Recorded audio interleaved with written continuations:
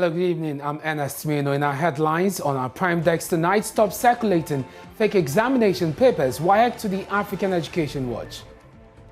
This is not the first time we have had such misleading circulation from EduWatch. Reckless circulations like this creates needless pressure on WAEC, on the candidates, on the parents, and on our various stakeholders. We'll be joined by the Executive Director of Africa Education Watch for his response. Also tonight, community still in shock. Police intensify investigations while a chief calls for psychological analysis for the man who butchered 3 boys. Details of emerging stories from Abesim following the gruesome murder of 3 dead. Helping residents search for his brother, knowing very well that he had something to do with his disappearance. I don't believe he has any mental issue.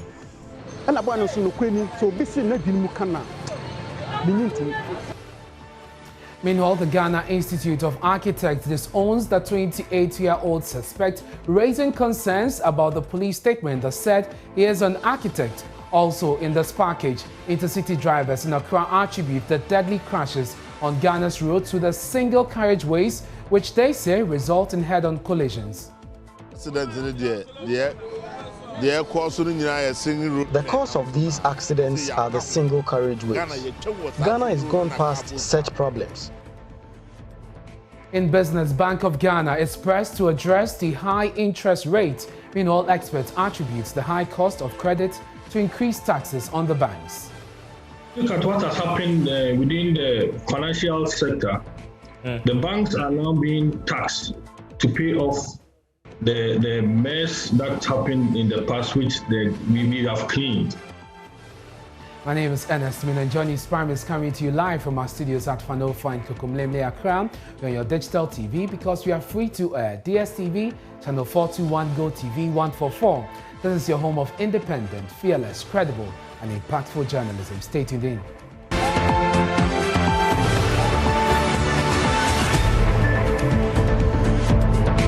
Thank you very much for joining us wherever you are. To the details now, and pupils of the Bonia Primary School in Katsina Nankana West District of the Upper East region are not exactly looking forward to returning to school when their current vacation is over. This is because the roof of one of their classroom blocks has been blown off by a storm.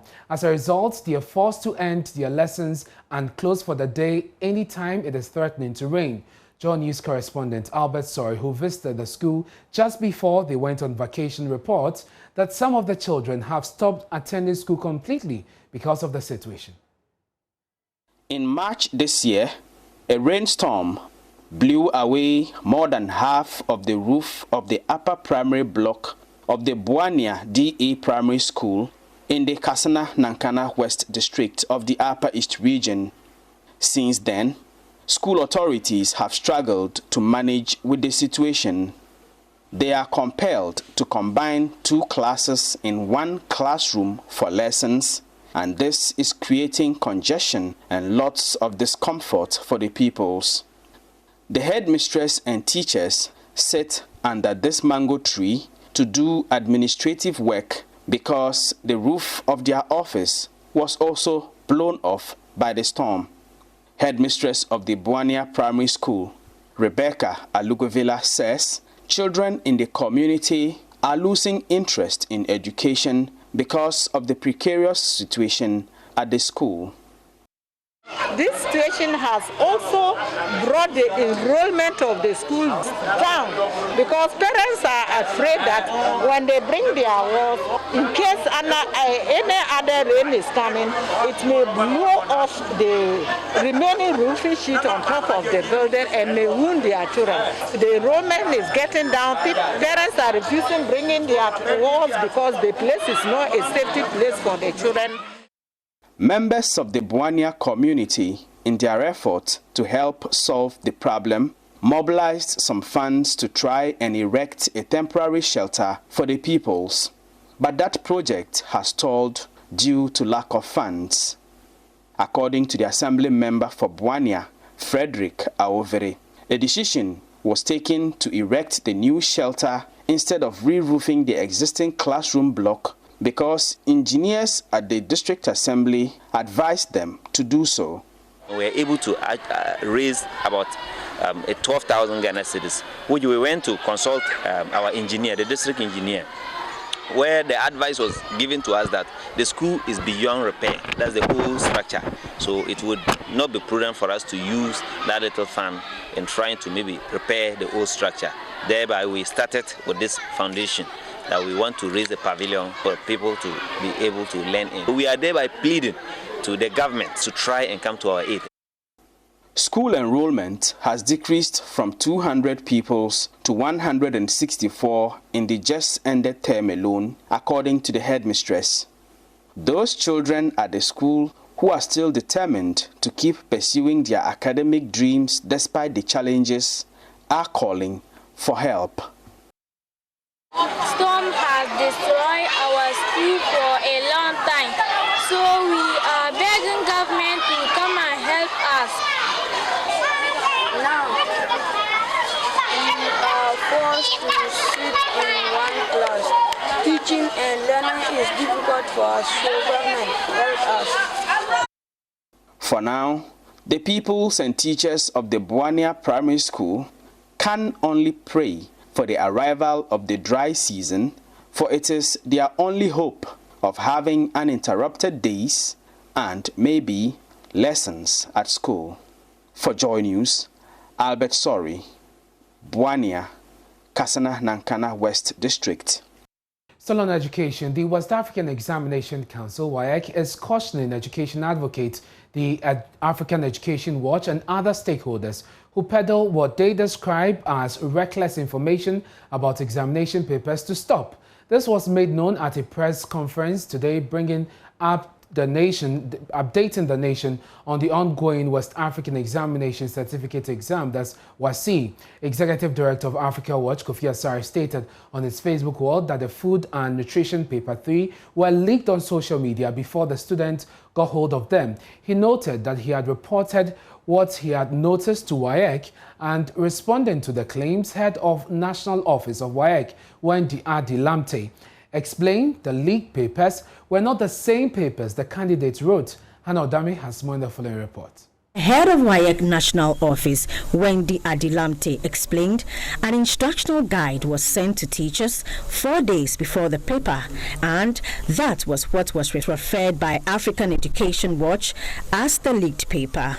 On the 16th August, we forwarded these documents to the heads of schools, and they are supposed to be given to the teachers who handle foods and nutrition. And it simply contains guidelines for the teachers to go by when they are conducting the test on Friday, and was already in the public domain. Hence, we are surprised that somebody picks it up and refers to it as a leaked document on the 19th August 2021. According to Mrs. Adi-Lamte, such instances does not only affect the psyche of the candidate, but also the credibility of the Ghanaian certificate on the international stage. Ladies and gentlemen, this is not the first time we have had such misleading circulation from EduWatch. While we welcome feedback, which we believe helps us to take corrective actions to improve, reckless circulations like this creates needless pressure on WAEC, on the candidates, on the parents, and on our various stakeholders. Local and international bodies that use our results for the admission of Ghanaians into tertiary institutions may doubt the credibility of our certificates, making the Ghanaian child the ultimate loser. Head of Legal at WAEC, Reverend Victor Brew, cautioned Africa Education Watch and others against spreading what he calls false information, or they will be taken on. So when we say that we take the matter further, it means a number of things. And the whole idea is to ensure that we are collaborating. And the word collaborate means we are partners. I think the stance that we should all take should not be to say in one breath we are collaborating, and then another breath our actions appear to be as though we are going fishing for something untoward. For Joy News, I am Hannah Odame.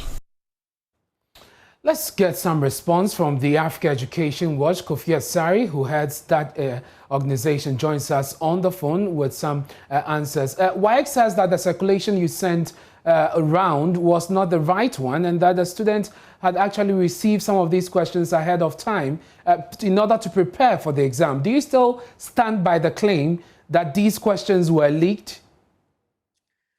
Well, good evening to your cherished audience. WAEC has the right to define the scope of how they determine what is in circulation and pronounce that this is what is in circulation and it is not a leak because it did not appear. We don't define that scope for WAEC.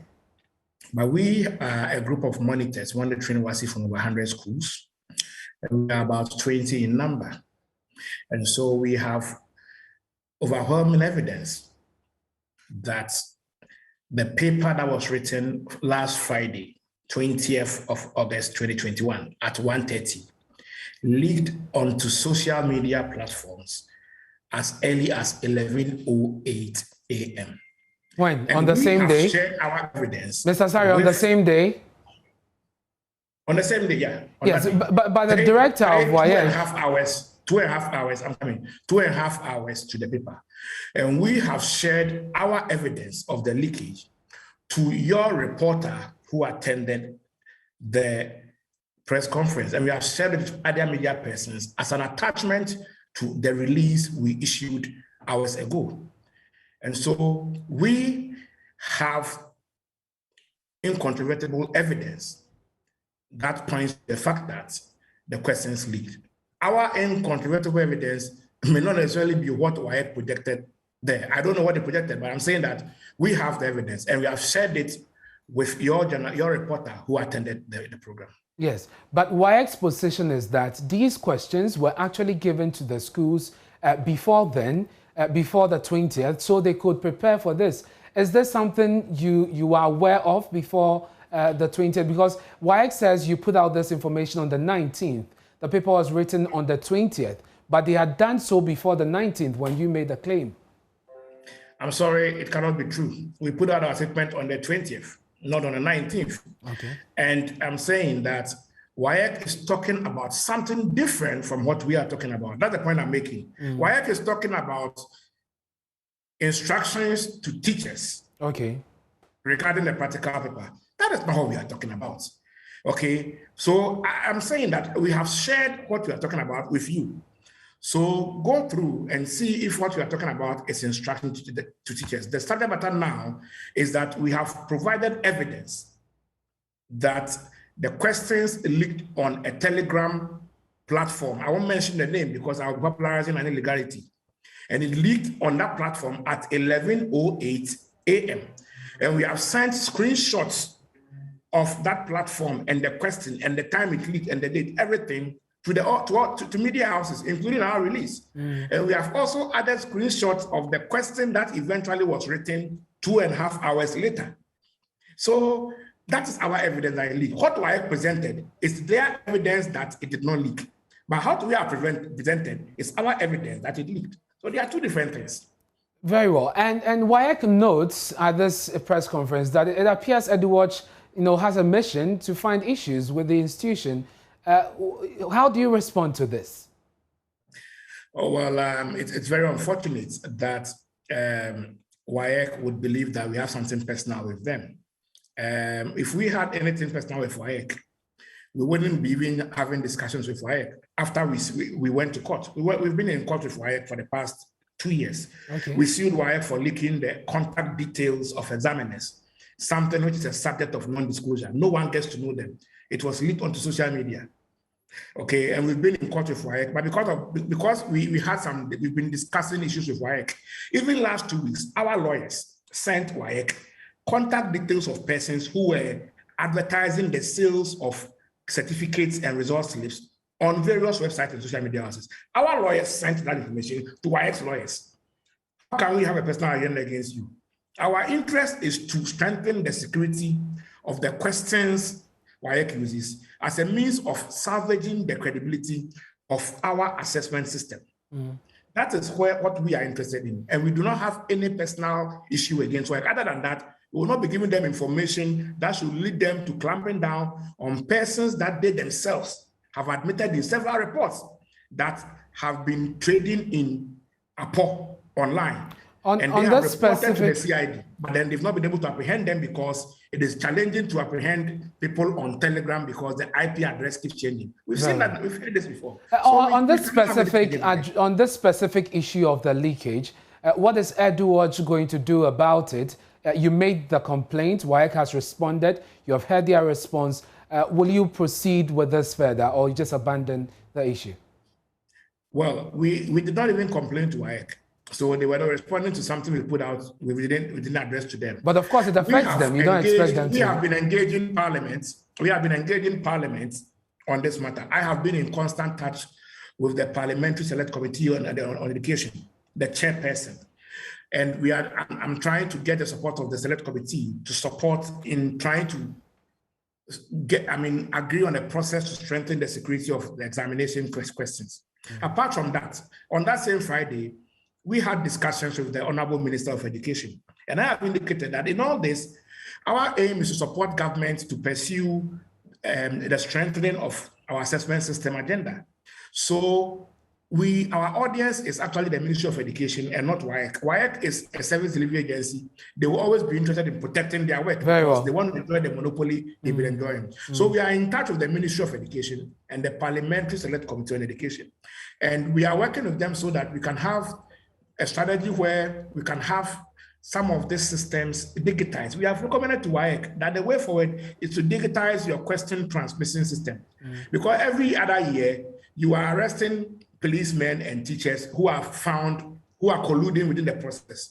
But if you have a digitized system with little or no human elements, you won't be dealing with all these pockets of leakage. Very well. Mr. Asari, would want to end it here because of time. We'll be following your actions on this very issue, and as and when we have any updates, we'll definitely bring viewers up to speed on that. Thank you very much for your time. That's Kofi Asari, the Executive Director of African Education Watch. Now, away from that, the Alliance for Social Equity and Public Accountability, ASEPA, is challenging the Commission on Human Rights and Administrative Justice's decision to turn down their request for a probe into the alleged misconduct of the Chief Justice in a $5 million bribery scandal.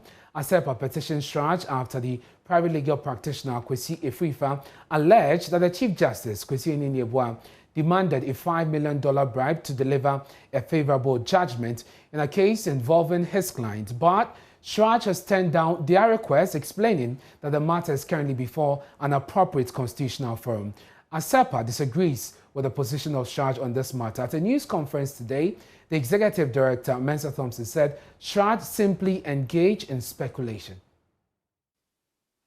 Since Shraj claims that it was conducting preliminary investigations when it was brought to its attention that another process has been commenced by the petitioners, who brought this second case to their attention? Does the person or institution has a name?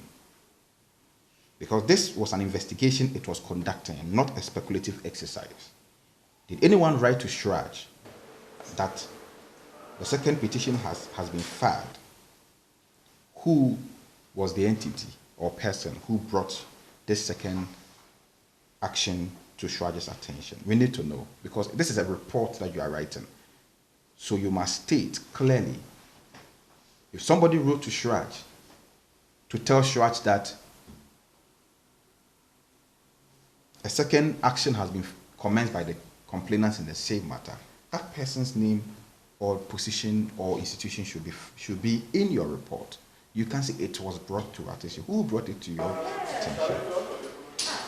2, when it was brought to Shraj's attention that another petition has been filed by the complainants in another forum, did they write back to we the petitioners, drawing our attention to the double action and put us to our election to stay one of the actions as quoted in their own report in the case of Paramount Stool of Biamanko, Appiah, and another versus Nana Taiba and others.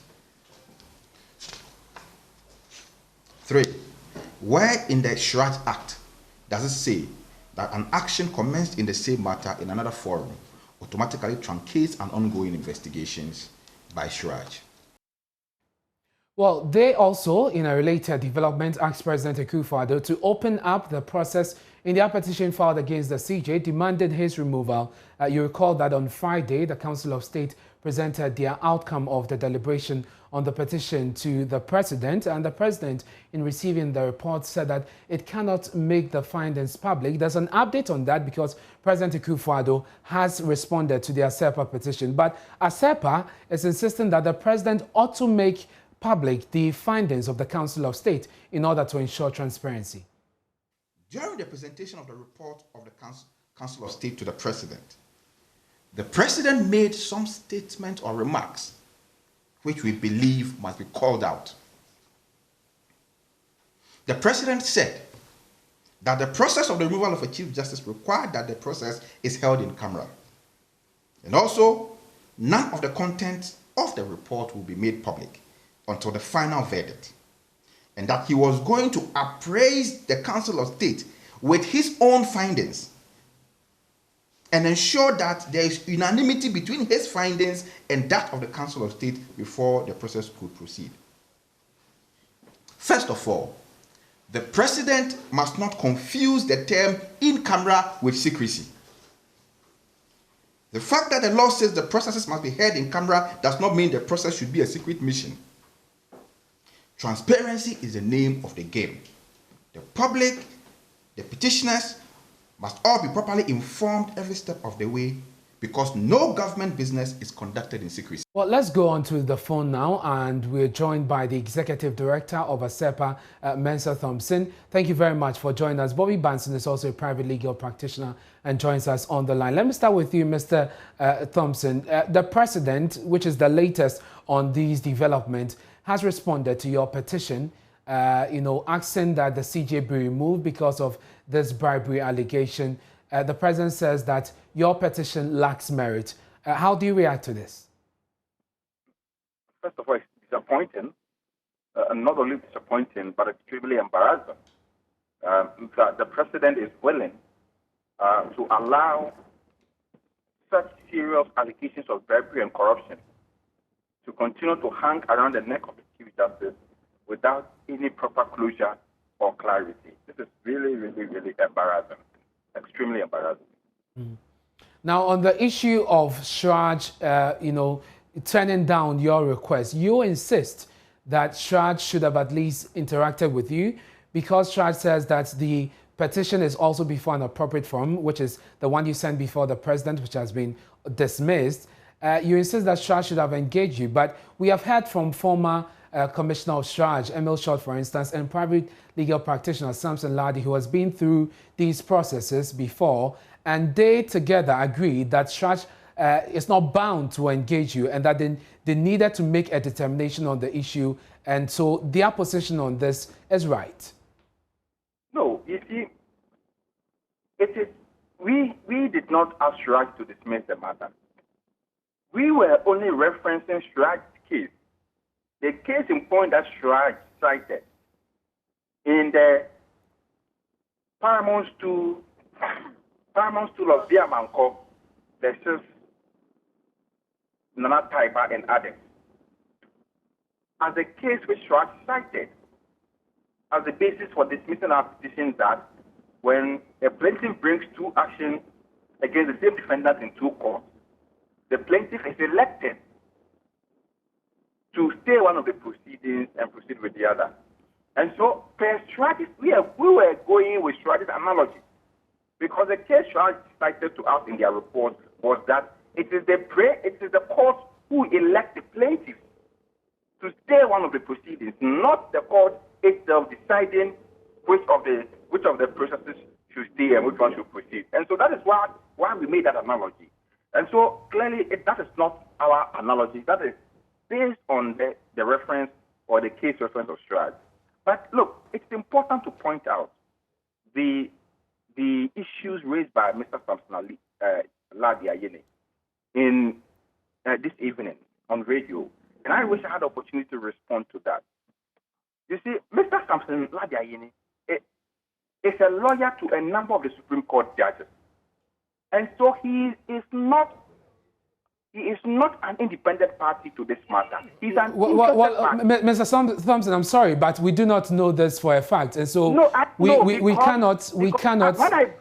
When I brought an asset declaration case against one of the justices of the Supreme Court, Mr. Samson Ladiayini wrote to us as lawyer for one of the Supreme Court judges. Well, we do not know this for a fact, Mr. Thompson. So let's move on from there and deal with the substance of the issue. If you disagree with him on the legal points that he's raised, speak to that, please.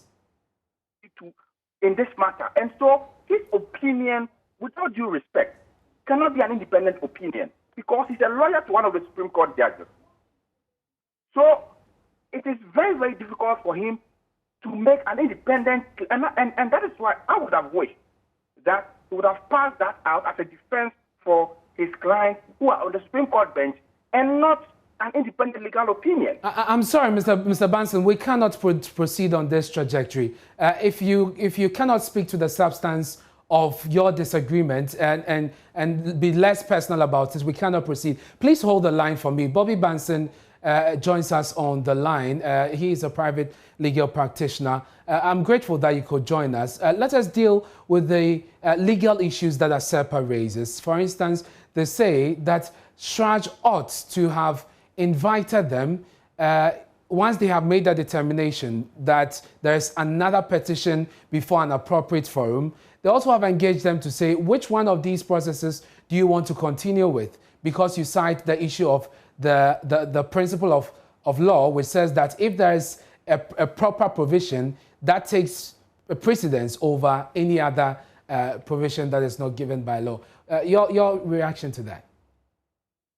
I would want to take time to explain what that Supreme Court ratio in the Bamia Court is and how it applies in this particular instance. The law provides that if an individual thinks that his rights have been infringed upon, he has an access to the court to seek redress. The only forum that is available to seek or to ventilate that cause of action is the courts of law. Now, if, for instance, I, Bobby Banson, as an individual, I decide to sue Multimedia and say that I was working with Multimedia, my employment was wrongly terminated. As part of the termination of my employment, my claim is that Multimedia defamed me. Now, I bring an action in the High Court in Accra against, let's say, commercial court, against Multimedia for damages for unlawful termination. And then the same Bobby Banson, I sue Multimedia in, let's say, the commercial court in respect of a matter arising from that same transaction. And so it is in scenarios like that that the Supreme Court says that, hey, you cannot bring two cases arising from the same cause of action before the same forum that is dedicated, the forum that is selected by law to ventilate such grievances. And so if that were the case, you as the plaintiff, you'll be put to an election to choose which of the cases you intend to proceed on, so that there will not be two judgments in respect of the same case, because one judgment may not necessarily be the same as the other. What is the explanation of the Bamiako case? Very well. Now, does it apply in this case? That is what I'm coming to. If you come to the situation of the Chief Justice, the mandate of Shraj is to investigate allegations of corruptions and breaches of power against public officers. Now, public officers in general. Now, if you come, the Chief Justice is a public officer. However, if you come to the specific situation of a Chief Justice, the same Constitution states that when it comes to the Chief Justice, it is the President that determines whether there's a prima facie case and sets up a committee to investigate. So the mandate of Shraj in the Constitution to investigate public officers on allegations of corruption is a general law. And there's a specific law in respect of specific public officers, in this case being the Chief Justice. And the Constitution provides for only one means of ventilating any such grievance, which will be to go to the presidency.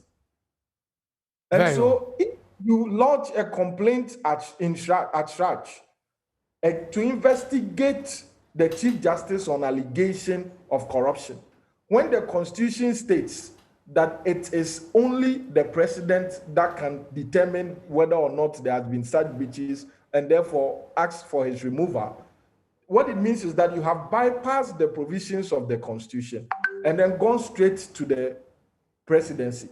Now, if you look at the petition by Asepa to Shraj, they did not ask Shraj to make a declaration that the Chief Justice should be removed because they do not have. Because it is not Shraj that makes that determination. However, if Shraj comes out with the investigations, and the investigations, for example, reveal that the Chief Justice has indeed been involved in corruption or bribery, what happens to those investigations? Is Asepa now going to take that investigation to the presidency and say that the presidency is bound by the outcome of the Shraj investigation? The answer is no, because that would be an affront to the purpose and intention of the power vested in the president alone to make a private determination. So you can take the Iri Bamiako authority and apply it in this case as if they were the same. I'm grateful that you could join us. That's Bobby Banson, a private legal practitioner. He brought us some legal education on this development. You're watching Joy News Prime with me, Ernest Mino. Still to come, community still in shock. Police intensify investigations while a chief calls for psychological analysis for the man who butchered 3 boys. We have details of emerging stories from Abesim following the gruesome murder of 3 there. He was even helping residents search for his brother, knowing very well that he had something to do with his disappearance. I don't believe he has any mental issue.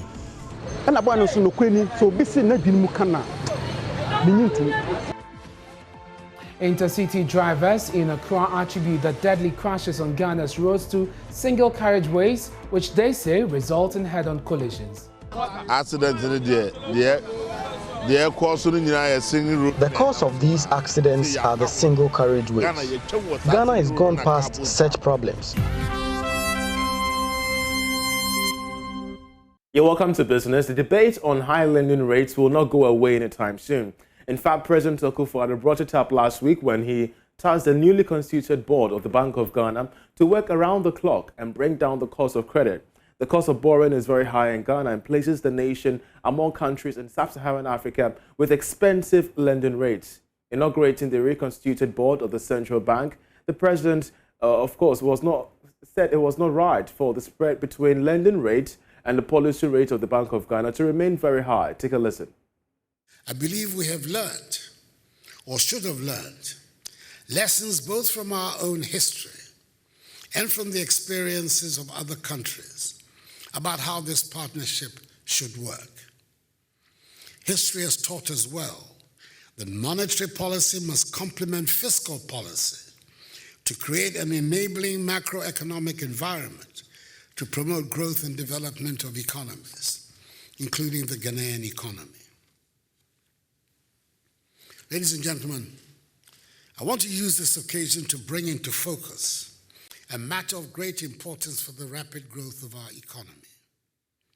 That is to urge the bank to interrogate the issue of high interest rates in Ghana and how the problem should be addressed to enhance the competitiveness of the private sector. It is surely not right that the central bank's monetary policy rate stands at 13.5%, whilst the commercial banks lend to the private sector at rates of 21% and above. This is a gap we have to bridge if we are to realize the vision of a Ghana whose economy is globally competitive. I believe the Bank of Ghana is best placed to lead this process of reflection and action.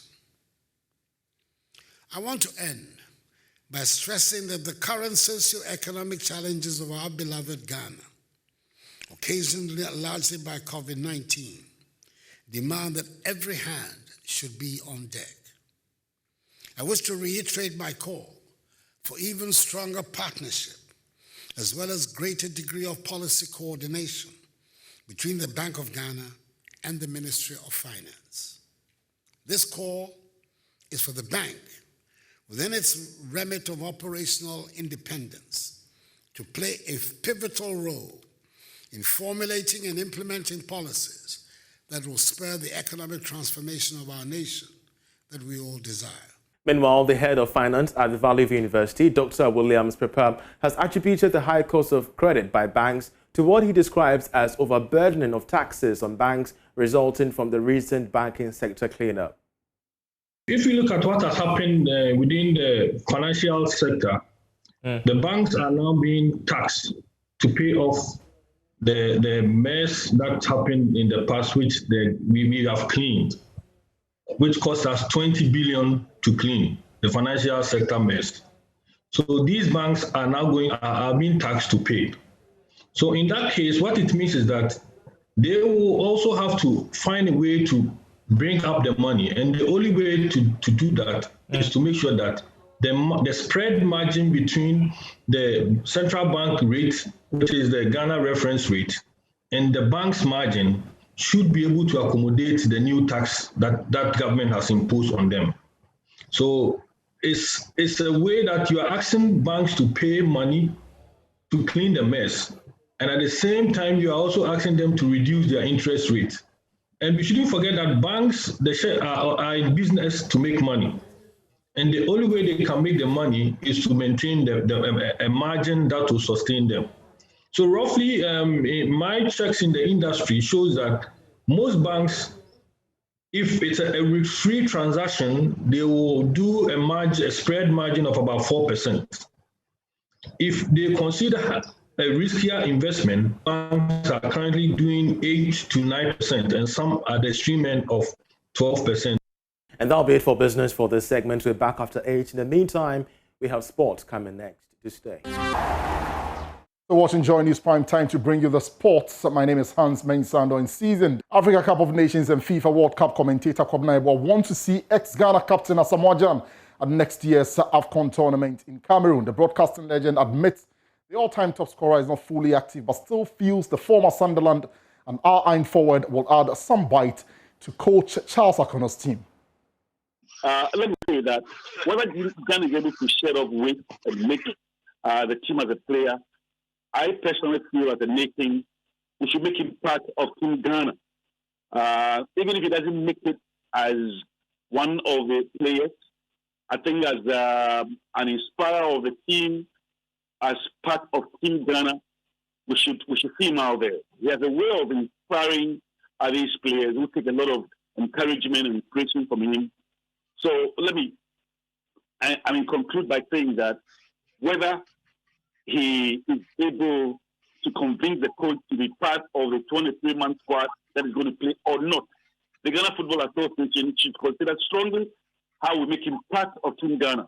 In 2010, for instance, if you remember, our captain and the best captain I've seen in this country, Appiah, for 2 years hadn't touched the ball. But some of us made a strong argument that we wanted him to be part of Team Ghana in South Africa. Not necessarily as a player, but even if he was not fit enough to be part of the playing staff, it would be important and instructive, almost imperative to make him part of Team Ghana. And fortunately, he recovered on time. The officials accepted that perspective and made him part of Team Ghana. At the end of the day, we even saw a few minutes on the field of play. So I think I will extend the same argument to Asamoah Gyan, that if he's not going to be part of the playing staff, I think it will be important to make him part of Team Ghana for the role he's played with his country and the extent to which he can inspire the players on that stage. Black Stars coach Siki Akono has revealed that he has not been paid for the past 7 months. According to him, contrary to media reports that his outstanding arrears have been settled, he is yet to receive a penny. Well, you're talking of my salary, right? Yeah. Yeah, I think it's been corrected. I think it was, I think yesterday and today it's again in the media that is not true. And so I'm sure the FA has taken it over in telling you guys that that is not the case. That have been, I think, 7 months paid. That's not the case. In terms of bonuses and stuff, the FA is in charge of it. My focus is more of how we play and how. But I believe that FA has, spoken. The plan is already in place together with the ministry, sports minister. There wouldn't be any issues when it comes to the time to the tournament. Let's do some boxing now, and Olympic bronze medalist Samuel Teshi has revealed he's planning on turning professional following his impressive performance in Tokyo. The promising young boxer who won Ghana's only medal in the just-ended games has taken a decision to move a notch higher in his boxing career. However, Joy Sports' Nathaniel Ato believes that decision is a bit premature. He spoke on The Pulse. From my experience, covering the sport all of these years, I feel that he needs a lot more time. So taking this step will be a little too early. I think that he should just take a little extra time, get himself on those competitive stages, and build his skill a little more. There's a reason why, yes. There are, however, those who point to boxers who had, some had virtually no amateur careers and have gone on to the professional ranks and excel. There are some, we have Ghanaian boxers who haven't had anything close to what Samuel Techi has had in terms of amateur experience and achievement. Definitely, Hans. I agree with you. Ghana's very first boxing world champion in any sport, in the person of David Kote, DK Poison, never had an amateur career. In recent days, Richard Comey came from kickboxing and just went straight to boxing. Emmanuel Tego did not also have an amateur career. Right. So we have the history to guide us. What I'm saying here is that every human being and every sportsman comes into this world with a different kind of talent. Their destiny is also woven differently. There are people who have physiological makeups that allow them to do certain things faster than others. Right. I look at Techi and I see a lot of raw talent, which still needs a little more polishing, because of which I believe he should take a little more time, just a little more time in the amateur rounds, fight around the world, have some fun, and get himself ready for the professional ranks. There's nothing wrong with that. That's it for sports. You can read more at myjoyonline.com/sport. I am Hans Mensando. Many thanks for your time.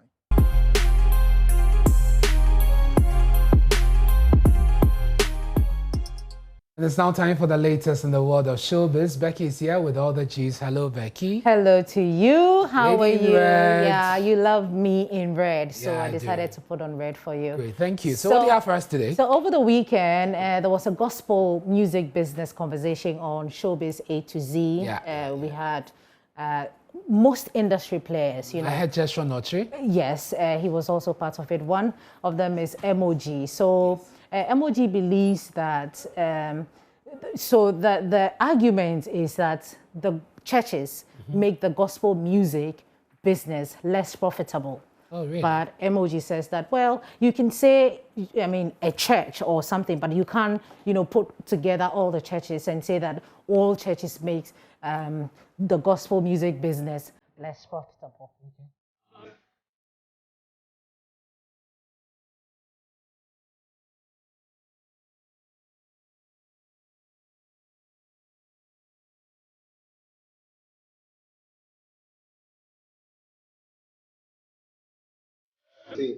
Because probably their finance may be different, what they are making is different, probably they are in crisis. There's been a case where I drove all the way to Cape Coast, and the program I went to, I won't mention the name of the church. The church gave me a bottle of water, small one, 2 meat pies, and 20 Ghana cedis. What? You understand? Premium.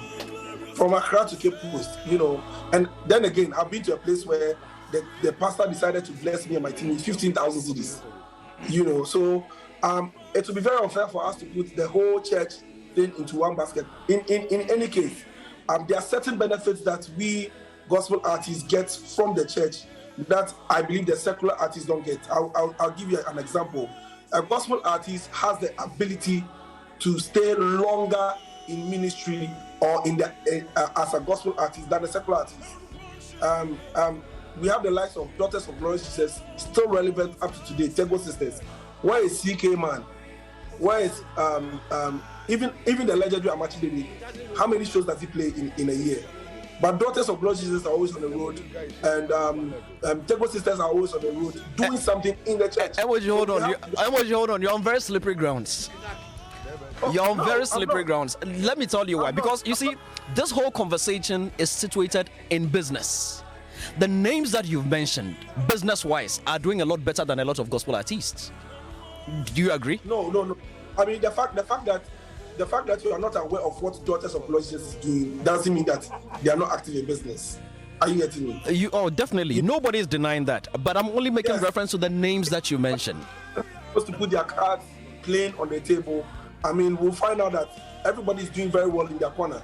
It's just that the dynamics of our games are quite different. It will be very unfair for me to compare what Sarkodia is getting on a regular day to what Emoji is making on a regular day in our craft. The dynamics are different.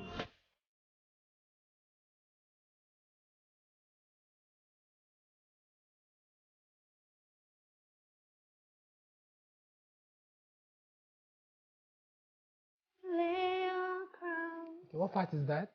Alto. No, that's not alto. Which one is that? That's tenor. Oh no, I don't. I sing. I used to be all right, that's a fine. chorister. We'll do the vocals later. Okay. One more day after. So let's talk about Jackie, my mind day for you. Okay. So she held a concert, a live concert inside Kumasi this weekend, and the turnout was massive. Wow. So, and she actually spoke to us right after the show.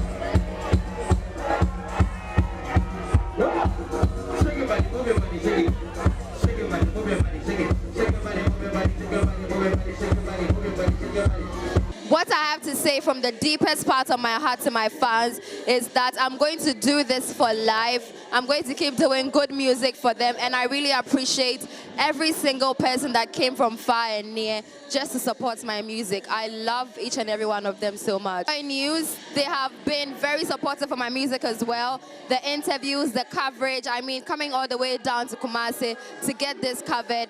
God richly bless everybody at Joy News, and I'm very honored, to be very honest. Thank you.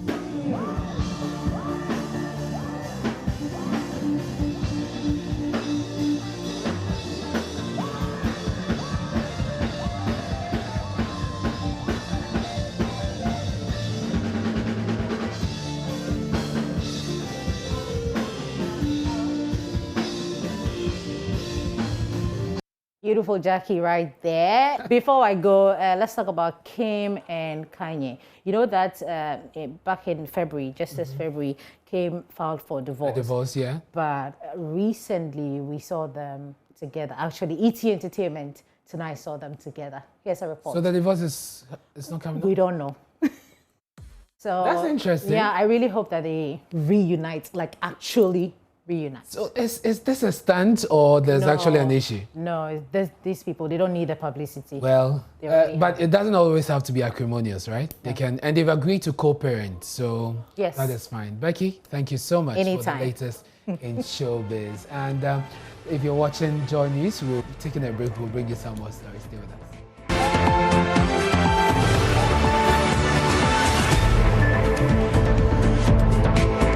The chief of Abesim, Berima Kuma Achiao, says the suspect in the murder of 3 boys in the community in the Bona region is not mentally sound. He claims he is convinced due to the behavior he has exhibited in recent times. The 28-year-old suspect, Richard Appiah, is in the custody of the police in Sunyani after the body parts of the JHS2 student were found together with the lifeless body of his 12-year-old stepbrother, Louis Ajiman, and another yet-to-be-identified body. Here's a News Desk report.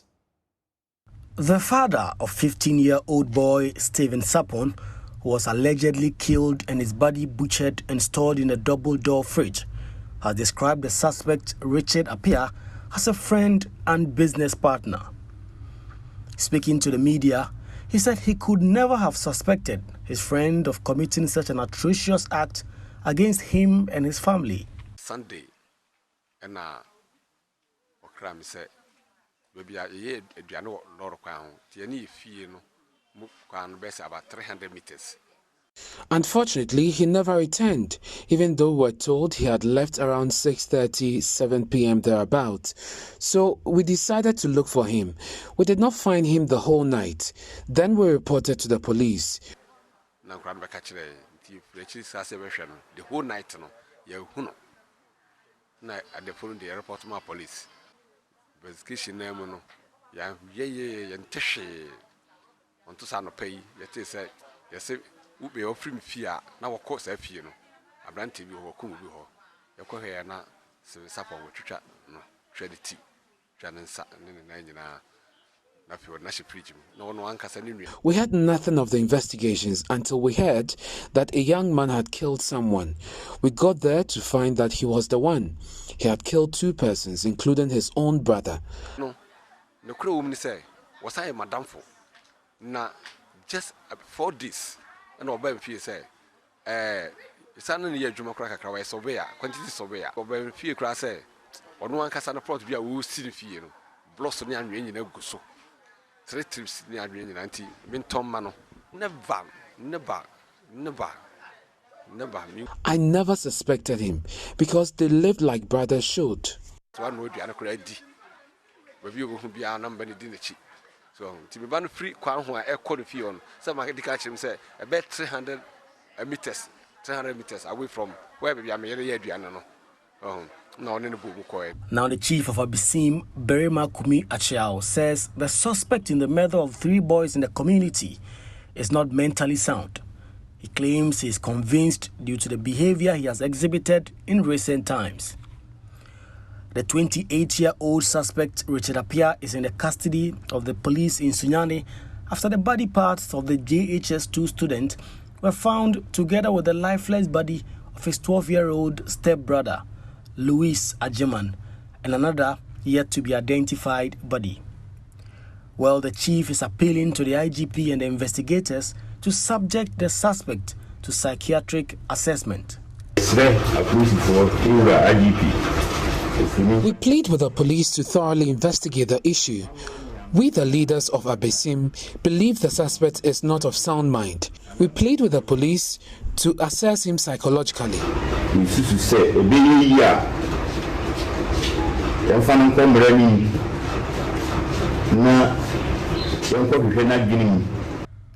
Some residents have been expressing their shock and disagreement with anyone who says Richard Appiah is mentally challenged. One of them spoke to Joy News. He is new in the neighborhood. We don't know him to be involved in any wrongdoing or illegal act. He was even helping residents search for his brother, knowing very well that he had something to do with his disappearance. I don't believe he has any mental issue.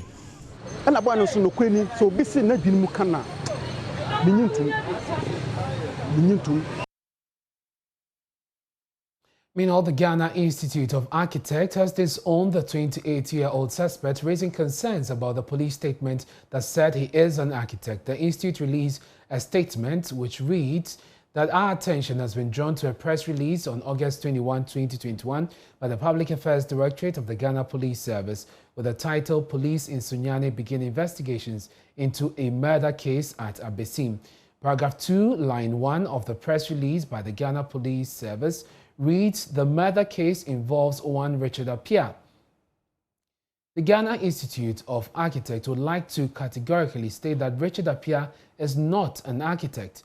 The Architect Act 1969, Section 10, qualification states that qualifications subject to Section 11, a person is registered as an architect on payment of the prescribed fee if that person is a member of the institute and a person who has passed the qualifying examinations in the courses prescribed or approved by the board under this act and completes practical training of the description and for the period prescribed by the board. C, is a person who was a member of the Ghana Institute of Architects immediately before the commencement of this act.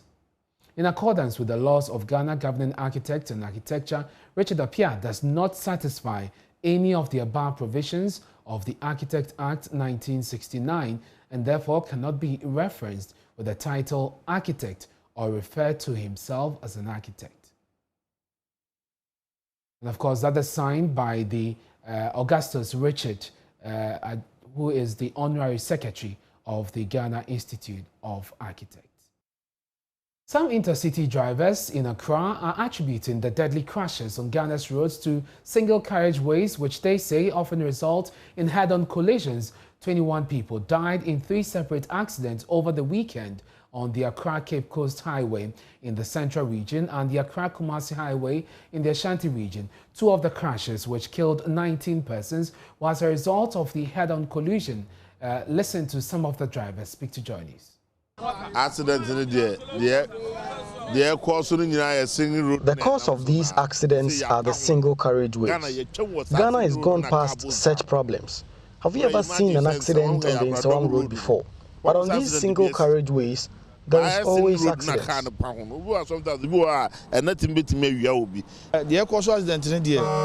Especially the cause of accidents are bad roads. We pay tolls every day, yet our roads are bad. So we are pleading with government to ensure that we use dual carriageways, because if our roads are fixed, then there won't be any problems.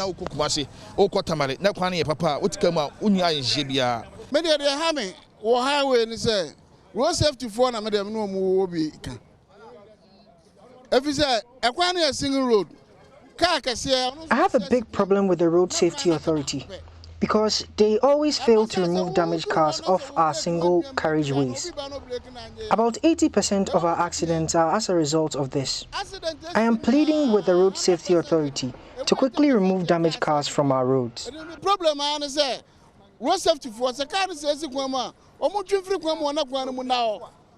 there a single road and a double road near Namso. Number one, dual college na because the first cause is the lack of dual carriageways. I picked up a white lady for a tour once, and she was clearly uncomfortable.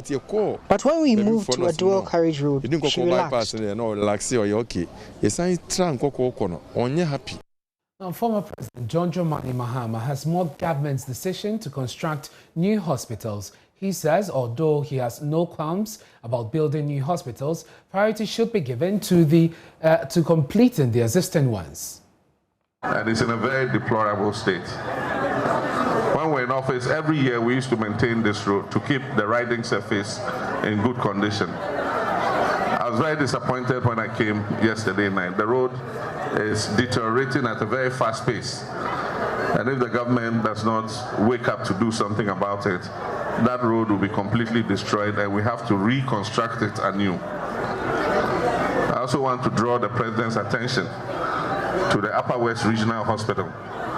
Since he commissioned it, the hospital has not been given seed money to operate fully, and so it's not operating at full capacity. That is supposed to be the regional hospital, major referral hospital for the people of the Upper West. And if they get the seed capital and are able to employ to cover all sections of the hospital, it will provide good service to the people of this region. And so while we think about building more hospitals, we must fully utilize the capacity that we have already. Because it will be a lack of prioritization if you have a wholly built regional hospital with all equipment that you need there, and you can't operationalize it, and yet prioritize the construction of new hospitals. So let's prioritize, getting this hospital fully operational, so that people can have access to good health care. And so my father Wana, these are just a few things I wanted to say. He believes the NDC would have won a majority seat in Parliament if not for what he refers to as twisting in the last election. These are seats from 106 to 137, and we brought the MPP from 169 to 137. But for the arm twisting that they twisted against us in some constituencies, we would have had the clean majority in parliament. But there are some of the constituencies, soldiers invaded the coalition centers and manipulated the results and took the seats away from us. So we have what one spokesperson said, a hung parliament. A hung parliament is when the two major parties have the same number of MPs in parliament. So as we speak, there's no majority, there's no minority. We have the NDC group in parliament, we have the MPP group in parliament. And by God's grace, when we went to elect the speaker, our own son from Upper West region, Honorable Alban Sumana Bagbin, was elected as the Speaker of Parliament.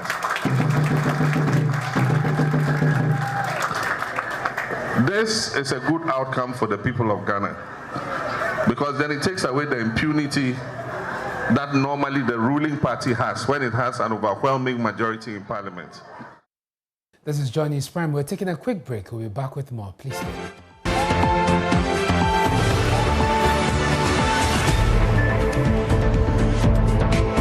Now, thanks for staying with us. Some traders who were not directly affected by the fire outbreak, which affected 3 buildings at Makola, asking government to speed up clearing the debris from the demolished structures. The military and police personnel today demolished major parts of the structures which were affected by the inferno. The military cordoned off the area to pull down the over 80 shops in the process, but some of the traders say they haven't been able to sell their wares since the areas cordoned off are usually the places they mount their tables to ply their trade. They admit pulling down of the structure is a great idea, but officials must speed up the process. Some of them have been speaking to journeys. It's been 1 month, 3 days since 3 structures were gutted by fire here at Makola Market. Now, yesterday, the military, together with the police and the Ghana National Fire Service, and also staff from the AMA, began demolishing the structures which were affected by the inferno. Today, just behind me is what you see. A major part of the structures have been demolished by the military. Well, the area again has been cordoned off. They've asked the traders to move away so that it will pave way for the military to continue with their business. But of course, the areas that have been cordoned off have had a negative impact on some traders here. I've been speaking to some of them who have been asking government to ensure that they speed up the process by clearing these debris to allow them resume their trading activities. I'm the information by say I'm about to be here this weekend. And to normal buy Appiah, but I see about who somebody that they try na bubu building. Even though na ebe ha dream bubu yes o bubu but the yes and say omo nya ne ntam na ebi ne munti message because obi wo ho ukita nkwala and no say Ghana man na hwe nkwala dodo na it obi wo tena fie one day pa na akofa how e de aba e wo mu say esase ye bubu no because ye mubu a omo te efom no kra no na ye very dangerous to them. It no omo atwa ho no omo bubu a omo mo de omo clear my ntam at least by Wednesday na aye okay say na be ya man na dodo na betimi aba be hedwa na nkwala nso etimi anya bi atodua it is about Wednesday na say omuntimi clearing na mun hedwa then ha be na de bebrem oha no de akomo na de beba because dodo na yo de oha kese beba ebi di blow na ye adwuma ebi nso so no say bi omo ye kunafo on say enye obi a person beba be tena monten aton ade but aho kire kro yara it the excellent say. And that's how we end Joy News Prime. Many thanks for your company. You can find more stories when you log on to myjoyonline.com. I'm Ernest Mino. Good night.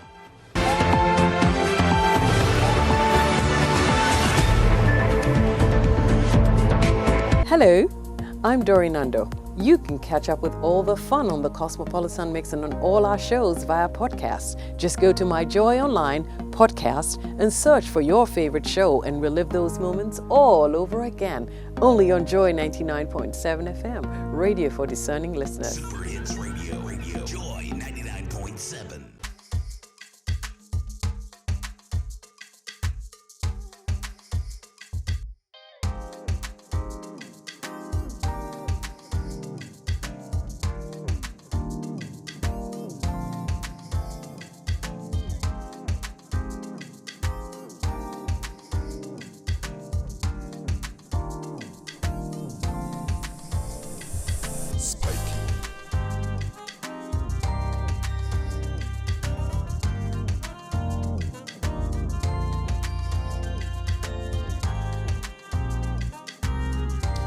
Good morning and welcome to News File.